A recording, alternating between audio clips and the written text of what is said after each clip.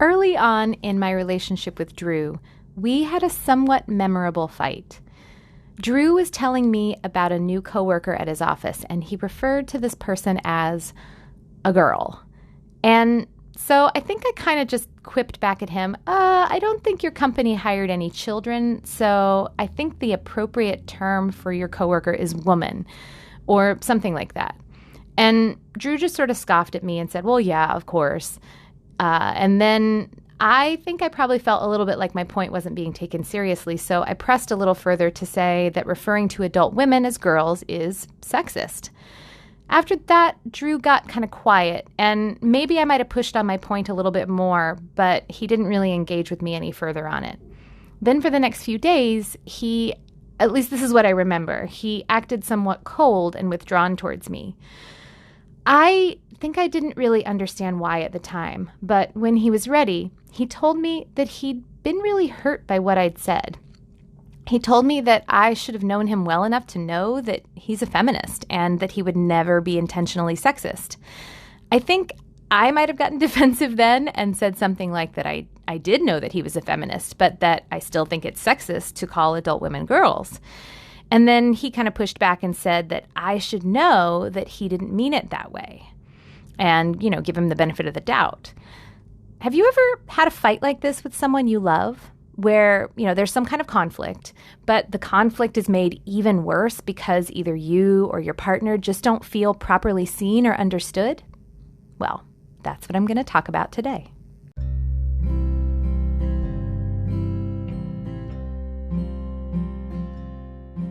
Welcome to Making Polyamory Work. Hi, I'm Libby and I want to thank you for joining me today. I am a queer polyamorous mom and a relationship coach, and I'm here to help you if you're feeling stuck, if you're struggling, if you want your relationships to be more nourishing, more functional, more authentic, and full of love. On this show, I go deep into what actually makes polyamorous relationships work, because relationships are the core of our well-being as humans. I think love is why we're here and how we heal. I'm really looking forward to the conversation with you today. So let's dive in. But real quick before I do, actually, I want to tell you that I have decided to slightly adjust my podcasting schedule. So now I will be releasing episodes on Tuesdays and Fridays. Okay, now that's all. Let's dive in. So I saw this meme on the internet the other day. It was a drawing of two books. One book was very, very slim, just a few sheets of paper, and that book had the title, What You Said. The other book next to it was huge, thousands of pages, and it towered over the other book. The other book was titled, How Much I Read Into It. Of course, we all laugh at this meme because this kind of misunderstanding or mischaracterization is so common. And I'm going to tell you today about why it is so upsetting, why it's inevitable, how not to handle it, and what to do instead. The moments when you don't feel seen often happen when someone in your life misperceives your intent. And that usually becomes a problem because whatever they are perceiving is upsetting them, or it's causing them to bring up some kind of concern they have to you. So usually what's going on is some kind of conflict. In the example I gave just a little while ago with Drew, I was bothered by the sexism of the word choice girl. To be clear, I didn't actually believe he was consciously being sexist.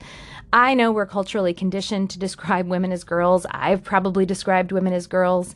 And I figured that this was just something he hadn't examined and bothered to fix in his usage, rather than something he was deliberately trying to do to diminish his female coworkers. But he was really upset that I would even think that he could possibly be in any way sexist. And he was honestly more upset about what he imagined that I was thinking about him than I actually was about his word choice. And it's so easy for something like this to get really blown up. It's because with our loved ones, we are seeking intimacy, which Esther Perel beautifully describes as into me see. We want to be seen and understood by those closest to us. We want to be truly known. Some psychologists believe that we actually need understanding more than we need love. And this kind of makes sense to me because if we're loved but not seen, then it can be hard to believe that that love is even really real, that we're really being loved for who we truly are. And here's an interesting one. When researchers put subjects into an fMRI, when subjects felt like they were understood, the regions of the brain that lit up were the ones associated with reward and social connection. Being seen and understood increases our sense of well-being and belonging to others. Scientific research has shown that feeling understood actually increases not only our mental health, but also our physical health too. And when we're not understood, we end up feeling lonely and estranged. And loneliness has been shown by multiple research studies to not only be emotionally and psychologically taxing, but as harmful to your physical health as smoking a pack of cigarettes a day. Loneliness can kill you. Not being understood can also affect feelings of secure attachment. Do you remember the 3 components of healthy attachment? Accessible, responsive, attuned.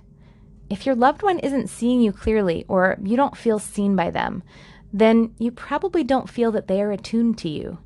And if you're trying to make yourself understood but your partner isn't catching on, then you might feel that they're not accessible or responsive either. All of this shows me why Drew was hurt by our interaction. He really is the sort of person who does the work to help dismantle systems of oppression.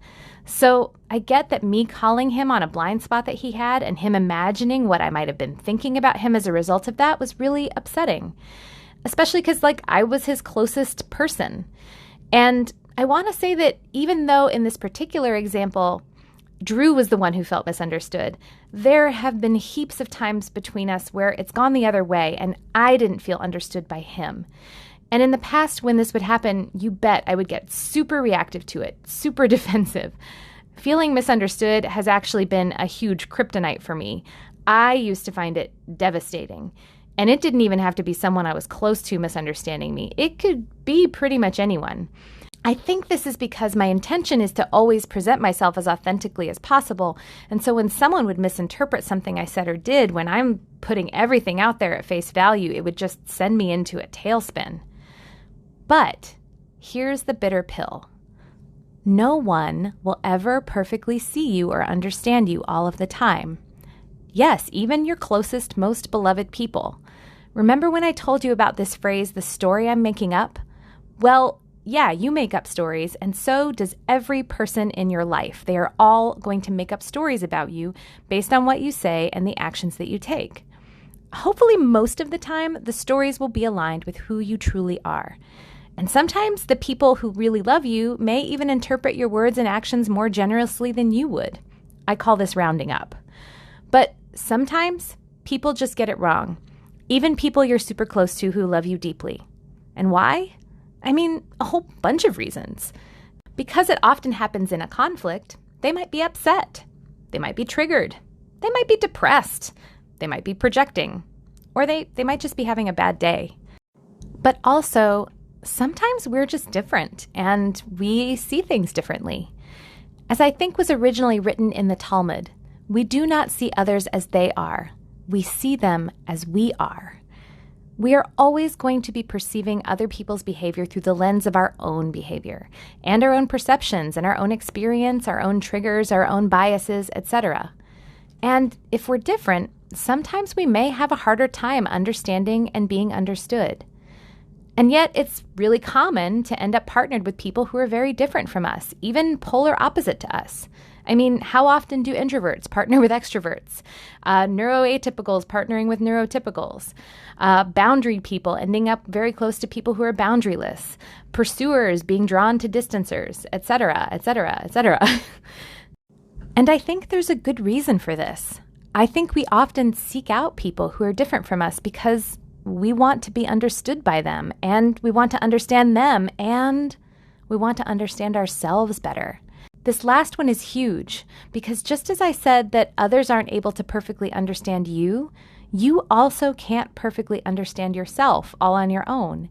You actually need other people as reference points. other people who are different from you, other people who are the same as you, other people who can help us better know ourselves through knowing them and being known by them. There are some people who believe that this is one of the main purposes of relationships, to grow and create a better understanding of ourselves. People can act as mirrors, and mirrors are not just valuable because they reflect us back to ourselves, but they can also help us see our blind spots. I mean, think about it. Isn't that why we have mirrors when we're driving a car? So we can see our blind spots. And we all have blind spots, particularly because we see things through our own lens. So others can help us see better. Sometimes someone may see something about you that you could never have seen without them. And being able to be seen better than we can see ourselves is one of the tremendous gifts of relationship. But, of course, it can be hard if they're seeing something we don't like. And, of course, it can feel terrible if it doesn't ring true or fair. As in the case of my example with Drew, it was a little bit of both. I was intending to reflect back a blind spot to him, but what he experienced was me saying that he was a sexist person.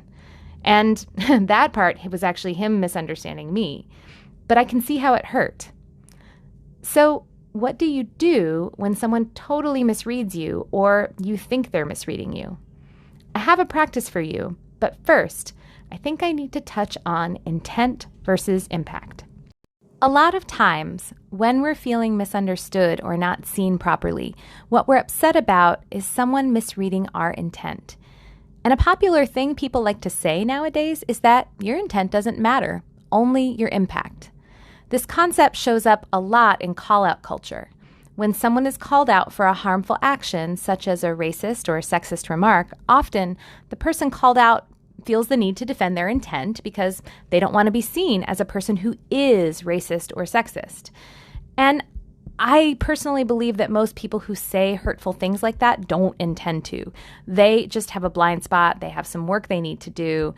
They need to take a look.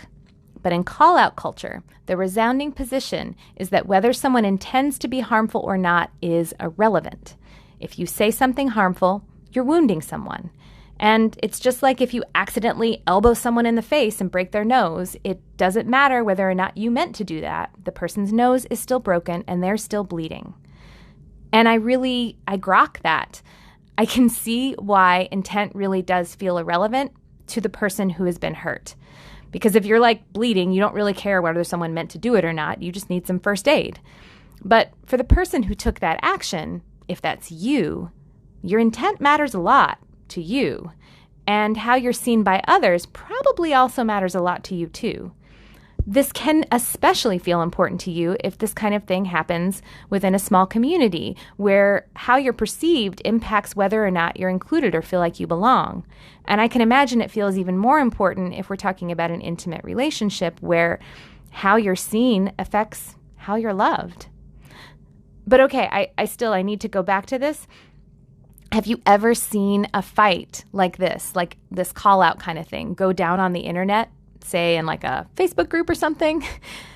I swear I could write out the pattern and it's always the same. Person makes harmful comment. Other community members point out the harmful comment. Person gets defensive, points out that they had good intent, maybe even doubles down on their comment because they think that if they show their intent as context, then the comment will be taken the way that they meant it. Community members get upset because their harm goes unacknowledged and they push harder on their point. Person gets defensive and angry and maybe hurt, and then eventually they feel kind of drummed out of the community and maligned. The community members write that person off because they were never accountable for the thing they said. And this is also how fights often go when there's a misunderstanding in close, loving relationships. They can escalate in the same way. Your partner comes to you with a concern or a hurt about something you've done or said. You get upset about how they're interpreting your actions, and you get defensive. And then they have to defend bringing up their concern or hurt against your hurt that you're not being seen properly, which can get really upsetting because then what they are upset about isn't getting addressed. And then you'll get hurt and they'll get hurt and up it goes until... So while I get how upsetting it is to be misunderstood, and I mean, I really get it, it doesn't work to try to defend yourself. Believe me, I've tried that one way too much, so just trust me.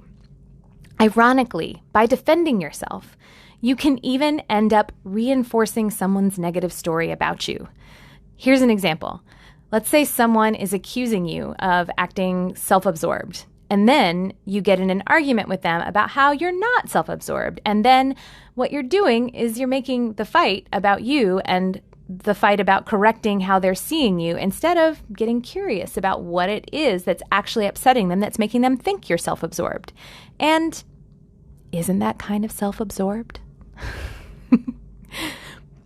I think it's so common for us to get caught up in the stories other people are making up about us, but it's a losing strategy to try to change someone's mind directly. When I offered you the phrase, "the story I'm making up," it was to help you examine your own perceptions of a situation and accepting that you can't see things perfectly so as to give the other person you're talking to a chance to make themselves better understood. But at the end of the day, you can't control someone else's perception of anything, including you, and trying to talk them out of what they believe they're seeing can feel controlling and making it all about you. It is important to remember that whatever someone might be seeing is just a story. It's still just their perception. While I think it's really important sometimes to get perspectives from the people in your life about yourself, you also can't define yourself around what someone else thinks about you, even someone you deeply love. You also need to have your own sense of who you are and what's true for you. This is what Brené Brown was talking about when she wrote her book, Braving the Wilderness, which is about this idea of true belonging. She said that she initially defined belonging as the innate human desire to be part of something larger than us. Then she said, because this yearning is so primal, we often try to acquire it by fitting in and by seeking approval, which are not only hollow substitutions for belonging, but often barriers to it. Because true belonging only happens when we present our authentic, imperfect selves to the world, our sense of belonging can never be greater than our level of self-acceptance. But then she goes on. She writes, this definition has withstood the test of time as well as the emergence of new data, but it is incomplete. There is much more to true belonging. Being ourselves means sometimes having to find the courage to stand alone, totally alone. It's not something we achieve or accomplish with others. It's something we carry in our heart. Once we belong thoroughly to ourselves and believe thoroughly in ourselves, true belonging is ours. And I think here what she's getting at is that, yes, it's so important to allow yourself to be completely seen by those you love. And it's also important to be okay if they don't. What I want to offer you now is a practice that will help you belong to yourself so that your sense of belonging doesn't depend on your loved ones, or anyone really, seeing you perfectly all the time. The goal here is to help you stay out of reactivity and instead engage with curiosity. And in order to do that, you need to protect yourself a little. Now, I have to give credit. I learned this practice from Terry Real. I was in a training with him a few years ago, and I asked him about this issue of not feeling seen. And he told me what I've told you, which is that no one is always going to see you perfectly, and some people have a bad day. And then he said this, which I'll never forget. He said that needing someone to see you perfectly all the time means you need better boundaries. He then explained what I'm going to teach you now, which is how to create a protective boundary.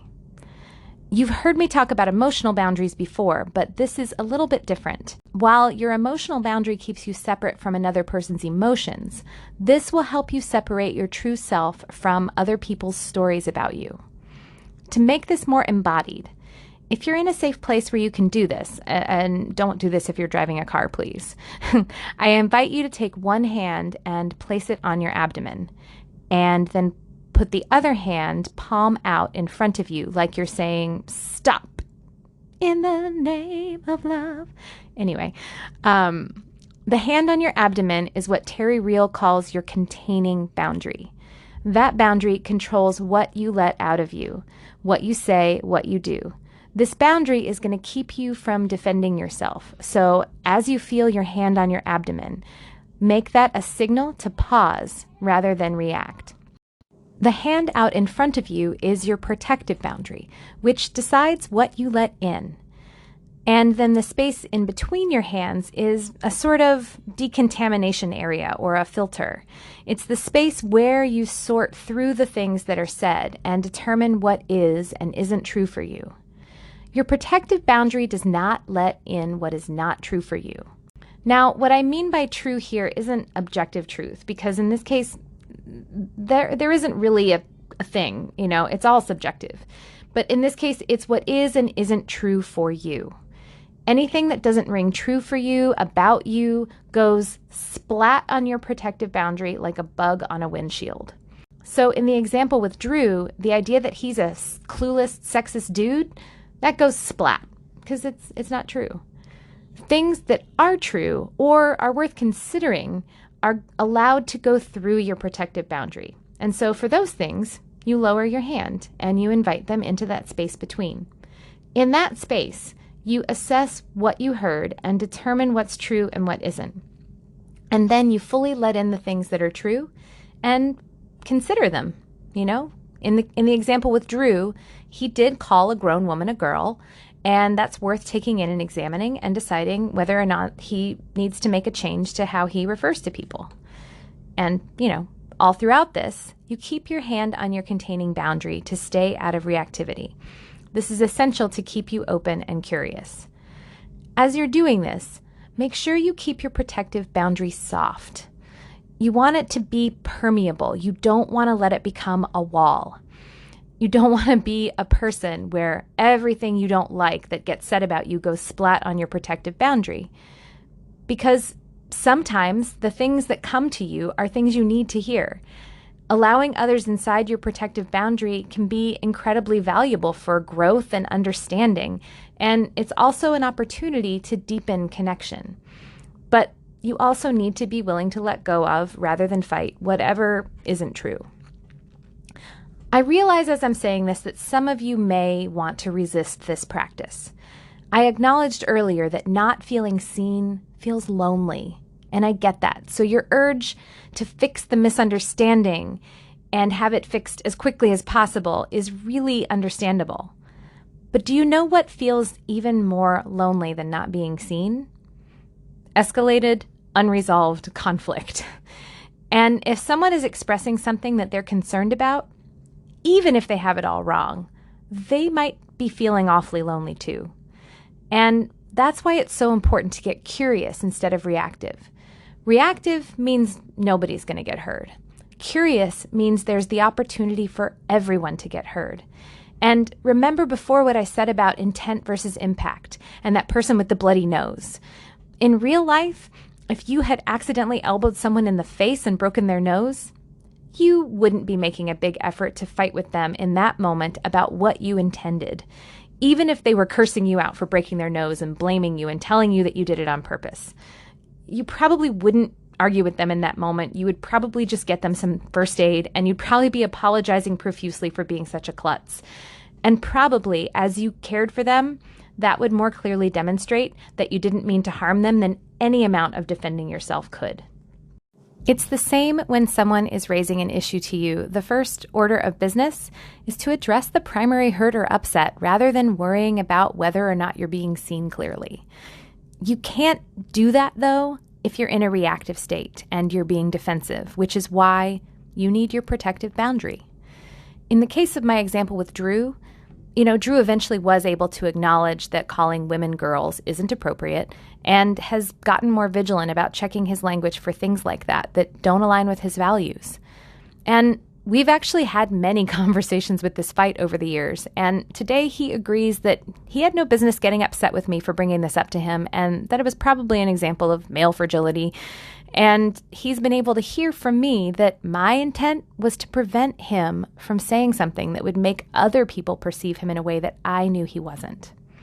However, in some cases, someone will raise something to you that you can't fix because it's all in their perception, which is, at the moment, completely off. And again, they might just be having a bad day, or you may have inadvertently triggered them, or they're projecting or transference or whatever. Whatever's going on, it's still something worth investigating and learning about if it's someone you care about. And you can only do that if you're able to stay out of reactivity. Your goal is to speak to understand and to figure out if there's anything you can do to make it better.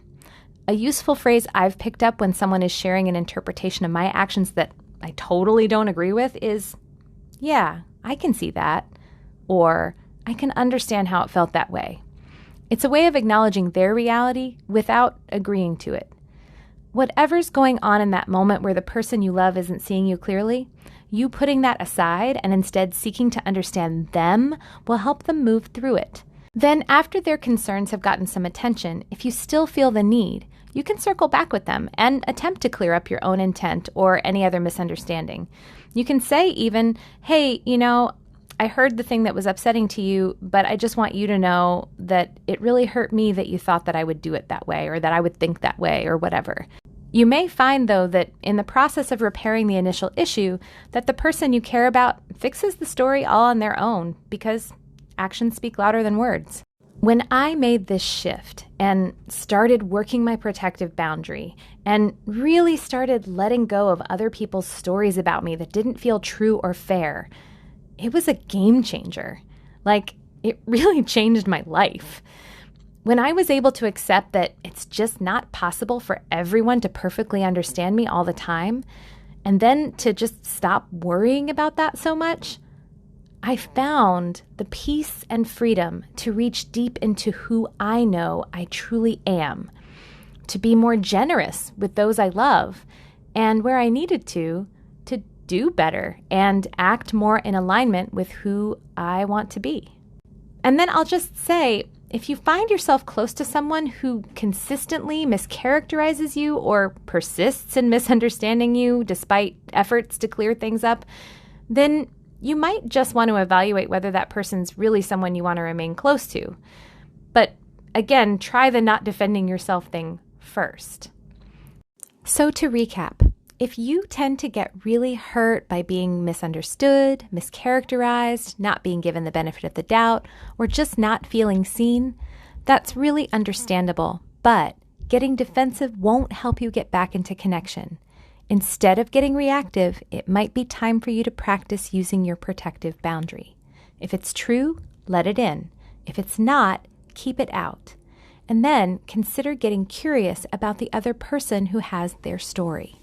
Try to understand them, and, if you can, see what you can do to make things better. Those actions are your best strategy to reconnect, and they'll demonstrate who you really are better than defending yourself will. And while it can be a little bit lonely not to be seen, it's important to be able to roll with that sometimes, because no one can ever see anyone else perfectly all of the time. We're always filtering everything through our own lenses. But moving through that and learning about each other is how we can create deeper understanding of ourselves and others and find our way back to connection together.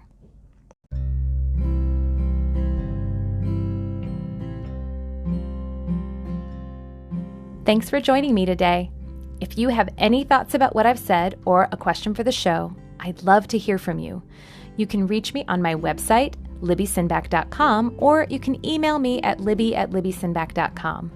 I'll also say that if you're loving my podcasts, but maybe feeling stuck on how to bring some of the things I'm talking about into your own life, and you'd like some help, this is the kind of thing I help my coaching clients do every day.